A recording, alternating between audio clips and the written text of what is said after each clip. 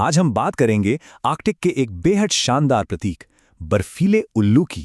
लेकिन इसकी कहानी सिर्फ इसकी खूबसूरती तक ही सीमित नहीं है। हाल ही में इसे एक नया ग्लोबल प्रोटेक्शन मिला है। तो चलिए पता लगाते हैं कि ये इतना खास क्यों है और आखिर इसे इस सुरक्षा की इतनी सख्त जरूरत पड़ी क्यों। तो आइए इस दिलचस्प परिंदे की दुनिया में और गहराई से उतरते हैं। तैयार हो जाइए, क्योंकि ये कोई आम उल्लू नहीं है। ये एक ऐसा शिकारी है जो उल्लुओं के बारे में हमारे बनाए गए लगभग सारे नियम तोड़ देता है। तो ऐसा क्या है जो बर्फीले उल्लू को इतना अनोखा बनाता है? चलिए इसकी उन आदतों पर एक नजर डालते हैं जो इसे उल्लुओं के परिवार में एक सच्चा बागी बनाती हैं। सबसे पहले इसका साइंटिफिक नाम है बुबोस्कैंडियाकस। ये एक बड़ा और बेहद शानदार सफेद पक्षी है जिसकी पीली आंखें आपको घूरती हुई सी लगती हैं। वाकई इसकी मौजूदगी ही अपने आप में बहुत आकर्षक है। जैसा कि नाम से ही जाहिर है, ये आर्कटिक का एक सच्चा स्पेशलिस्ट है। इसका घर है नॉर्थ अमेरिका और यूरेशिया के वो विशाल, खुले और बर्फीले टुंड्रा मैदान, जहां दूर दूर तक कोई पेड़ नहीं होता। लेकिन ये एक घुमक्कड़ भी है और सर्दियों में ये प्रेरी और दलदली इलाकों तक भी पहुंच जाता है। और यहीं पर ये सबसे बड़ा नियम तोड़ता है। देखिए, ज्यादातर उल्लू क्या करते हैं, वो रात के अंधेरे में शिकार करते हैं, है ना? पर बर्फीला उल्लू ये दिन और रात दोनों में शिकार कर सकता है। सोचिए, आर्कटिक की गर्मियों में जब 24 घंटे सूरज चमकता है तो उसके लिए कितना बड़ा फायदा है। वाकई कमाल का एडेप्टेशन है ये। अब बात करते हैं इसके घुमंतू जीवन की। इसका पूरा वजूद ही खाने की लगातार तलाश से जुड़ा हुआ है, जो इसे हमेशा सफर पे रखता है। देखिए, बर्फीले उल्लू के लिए घर कोई एक जगह नहीं है, वो हमेशा चलता रहता है।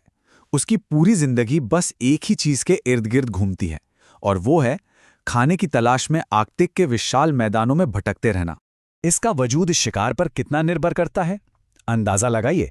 इतना कि अगर लेमिंग्स, जो इसका मुख्य भोजन है, उनकी कमी हो जाए तो ये उस साल बच्चे पैदा ही नहीं करेगा।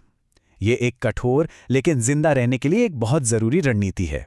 और जब ये शिकार करता है तो वो नज़ारा देखने लायक होता है। ये खास तकनीक का इस्तेमाल करता है जिसे वॉलॉप कहते हैं। ये चुपचाप ऊंचाई पर बैठकर अपने शिकार पर नजर रखता है और फिर बिजली की रफ्तार से झपट्टा मारकर उसे अपने मजबूत पंजों में दबोच लेता है।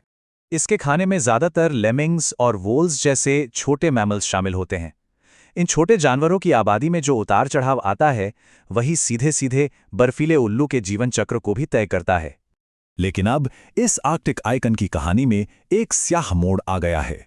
ये शानदार शिकारी अब ऐसे खतरों का सामना कर रहा है जिनके बारे में पहले सोचा भी नहीं गया था, और ये खतरे इसके वजूद पर ही एक बड़ा सवालिया निशान लगा रहे हैं। हालात कितने गंभीर हैं, इसका अंदाजा इसी बात से लगाया जा सकता है कि international union for conservation of nature यानी IUCN ने बर्फीले उल्लू को वल्नरेबल या असुरक्षित घोषित कर दिया है। ये एक बहुत बड़ी खतरे की घंटी है, एक सीधी सीधी चेतावनी कि अब हमें कुछ करना ही होगा। तो आखिर इस गिरावट की वजह क्या है? वजह कई हैं।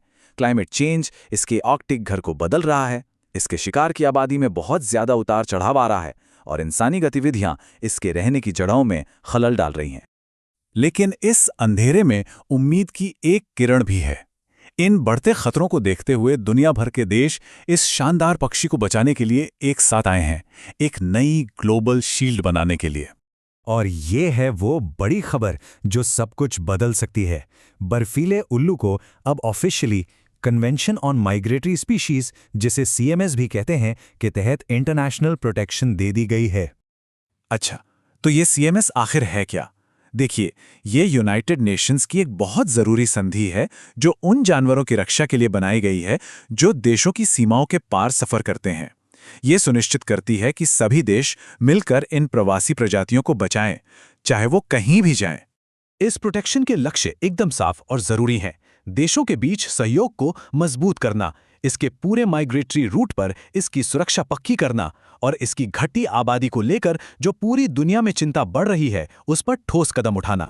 यकीनन ये एक बहुत बड़ा और जरूरी कदम है, लेकिन असली सवाल अभी भी वही है, क्या ये ग्लोबल शील्ड इस शानदार शिकारी को उन सभी खतरों से बचाने के लिए काफी होगी जिनका वो सामना कर रहा है?